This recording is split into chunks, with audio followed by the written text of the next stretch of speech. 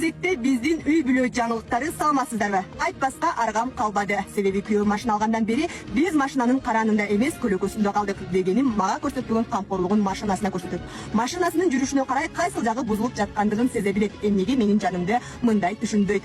Күйөөмдү мени картайып бара жаткандыгын эмес, машинасынын эскирип бара жаткандыгы убайымдатат. Себеби баасы түшүп кетеби деп коркот. Ошондо менин баркым эмне болмок? Бирок начардан бастан эле моюнума алуум керек. Күйөөмдүн машинасынын баасына караганда менин калыгым 14 эсе аздан. Ошентсе да кылган эмгегим машинага салыштырмалуу 100 эсеге көп. Үйдө кылган оокатым аздай, арасында парковщик, мойщик, пистолетчик алдыдагы терезеден артты карагычта болом. Эң өкүнүчтүүсү тилекке каршы бул кызматым үчүн 1 сом акы албайм. Мага караганда мойкада дөңгөлөк жууган мужикке 350 сом берүү ага алдаганча приятно. Мен жолдошума мени танда же машинаңды танда деп суроо берүүдөн корком. Себеби ала турган жолумду билем. Урматтуу эркектер коому, ары жакта сиздер машинаңыздарга кандай карадыңыздар эмес, жубайыңызга кандай карадыңыз деп суроолоруңуздарды унутпаңыздар. Луна 878 баракчасы достук айылы биздин үй бүлө жаңылыктары.